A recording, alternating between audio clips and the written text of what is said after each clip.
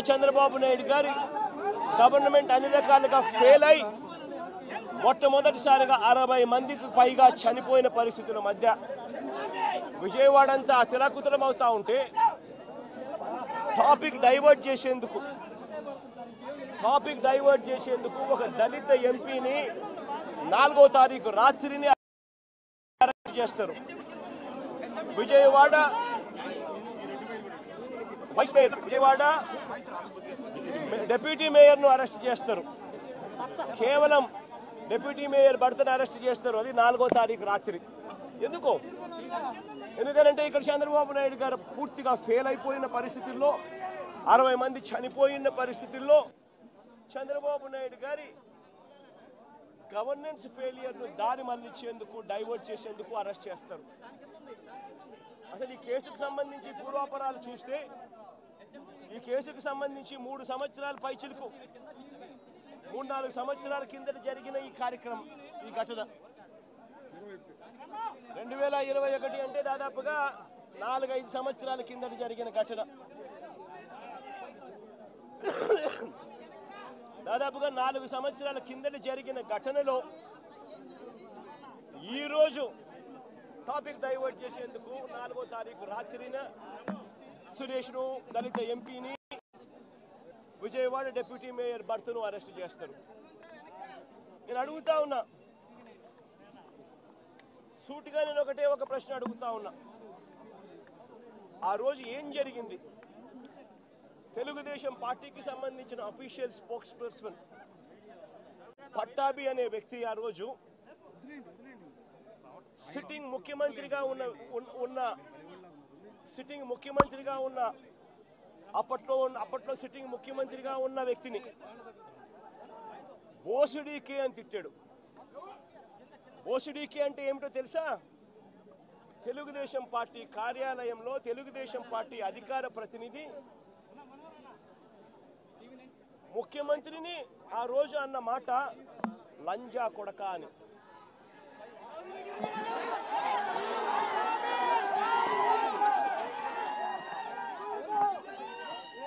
నిజంగా ఆ మాదిరిగా ఒక వ్యక్తి తిడితే రాష్ట్ర వ్యాప్తంగా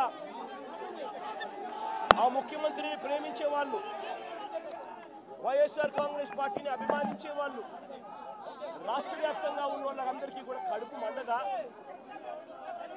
ఎవరైనా చెబితేనే వాళ్ళు వచ్చి చేస్తారా? కడుపు మండిన వాళ్ళు ఈ అన్యాయాన్ని చూడాలనుకునే వాళ్ళు, చూడకూడదు అని అనుకునే వాళ్ళు కొంతమంది తెలుగుదేశం పార్టీ ఆఫీస్ దగ్గరికి వెళ్ళి అటువైపు నుండి తెలుగుదేశం పార్టీ వాళ్ళు తప్పు చేసిందే కాక ధర్నా చేయడానికి వచ్చిన వాళ్ళ మీద దాడి చేయడానికి కూడా ప్రయత్నం చేశారు. ఆ దాడి జరిగిన పరిస్థితుల్లో, ఆ తోపులాటలో, ఆ తొక్కిసలాటలో తెలుగుదేశం పార్టీ ఆఫీసు మీద కొద్దో గొప్ప రాళ్ళు పడిండొచ్చు. నేను అడుగుతా ఉన్నా, ఆ జరిగిన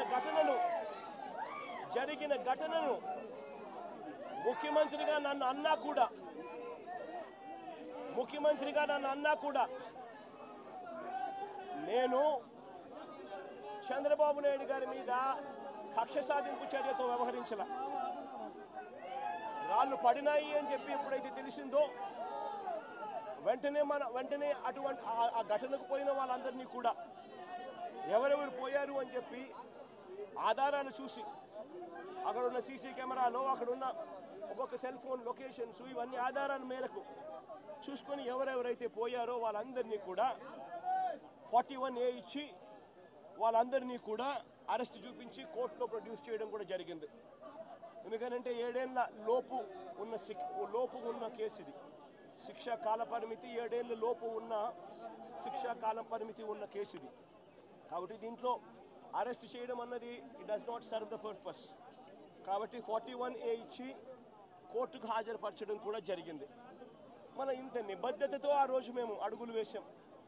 ఇంత నిబద్ధతతో ఆ రోజు నిబద్ధతతో అడుగులు వేసి వాళ్ళందరినీ కూడా హాజరుపరిచి 41A కింద వాళ్ళందరికీ కూడా నోటీసులు ఇచ్చి వాళ్ళందరినీ కూడా కోర్టు ప్రొడ్యూస్ చేశారు. నేను అడుగుతా ఉన్నా, ఈరోజు సురేష్ కానీ లేకపోతే వీళ్ళు అరెస్ట్ చేసిన డిప్యూటీ మేయర్ హస్బెండ్ కానీ వీళ్ళల్లో ఏ ఒక్కరైనా కూడా ఆ రోజు కనీసం లొకేషన్లో ఉన్నారా? వీళ్ళ సెల్ ఫోన్లు ఎక్కడున్నాయో ట్యాగ్ చేస్తే తెలియదా? తెలుగుదేశం పార్టీ ఆఫీసులో సీసీ కెమెరాలు ఉండవా? ఆ సీసీ కెమెరాల ఫుటేజ్ చూస్తే తెలియదా? మరి అలాంటప్పుడు వీళ్ళెవరూ లేనప్పుడు 4 తర్వాత జరిగిన ఘటనలో మీరు ఇష్టం వచ్చినట్టుగా ఇప్పుడు మళ్ళీ దాన్ని తవ్వి దాంట్లో ఫాల్స్ విట్నెస్లని జోడు చేసి దాంట్లో ఉన్న వాళ్ళందరినీ భయపడిచి ప్రలోభాలు పెట్టి వాళ్ళతో లేనిపోని పేర్లన్నీ రాయిచ్చేసి మీ ఇష్టం వచ్చినట్టుగా నువ్వు అరెస్టులు చేయడం మొదలు పెడతా ఉన్నావు. రాష్ట్ర వ్యాప్తంగా కూడా ఇదే జరుగుతూ ఉంది. ఈ ఒక్క కేసే కాదు, ఇదే మాదిరిగానే రాష్ట్ర వ్యాప్తంగా కూడా జరుగుతూ ఉన్నాయి.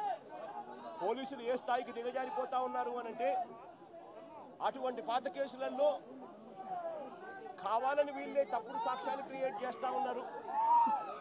విట్నెస్లను వీళ్ళే బెదిరించి, వీళ్ళే ప్రలోభపెట్టి, వీళ్ళే తప్పుడు పేర్లు ఇరికిచ్చి, వీళ్ళే కేసుల్లోకి తీసుకొచ్చే కార్యక్రమం చేస్తూ ఉన్నారు.